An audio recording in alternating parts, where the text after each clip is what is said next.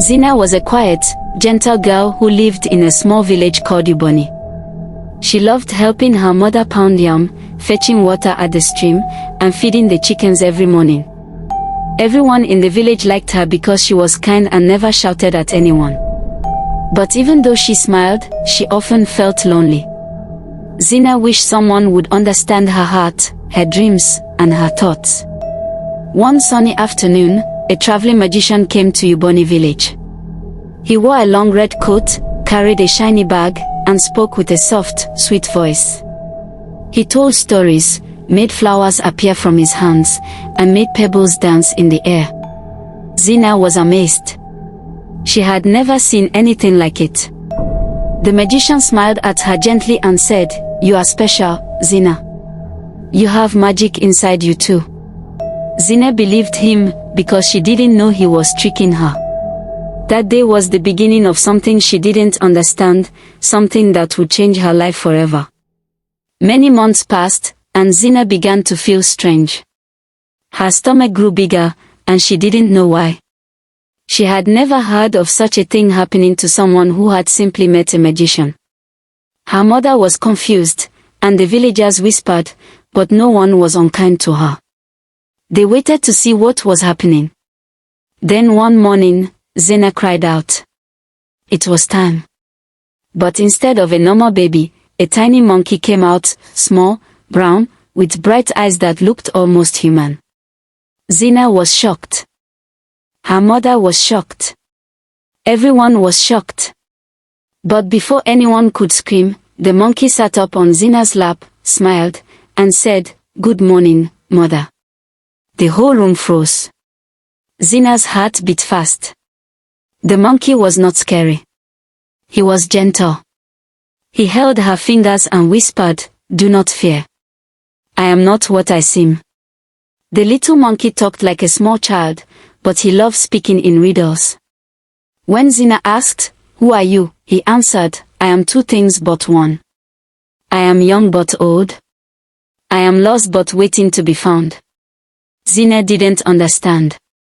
When she asked him where he came from, he said, "From the hands of the one who smiles too wide." Zena knew who that was, the traveling magician. The monkey told her his name was Oti, and that he could turn into a boy anytime he wanted.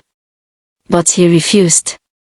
When Zena begged him to change, he only said, "The lock cannot open until the key speaks the truth."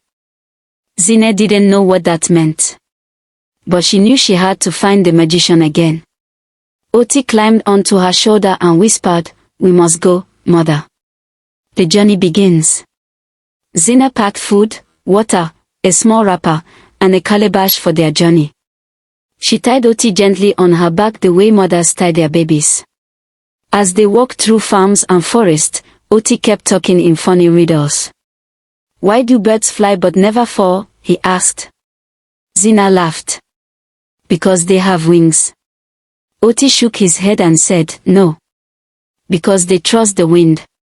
As they traveled, Zena began to feel braver. She realized she wasn't alone anymore. She had Oti, strange, funny, magical Oti. Along the road, they met friendly villagers who gave them fruit, showed them the safest path, and told them the magician had gone toward the hills. Every night, Zena and Oti slept under the stars.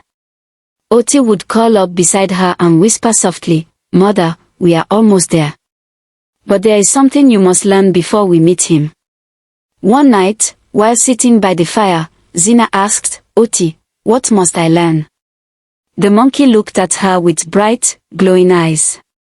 "Mother," he said, "have you ever wondered why the magician chose you?" Zena shook her head. She had never thought about it. Oti continued, "You are not just a quiet girl. You carry old magic inside you, magic even you do not know." Zena felt surprised. "Me? Magic?" Oti nodded. "Long ago, a prophecy was made. A kind-hearted girl would bring back a cursed child to his true form. You are that girl." Zena felt her chest glow again. She touched Oti's head and said softly, "You are kind now, Oti. It is time to become who you are meant to be." Oti closed his eyes and whispered, then let the truth open the door. A warm light surrounded Oti. His small monkey hands stretched, his feet grew longer, his face changed. In moments, a little boy stood where the monkey once was. He had bright eyes, curly hair, and a warm smile. He hugged Zena tightly.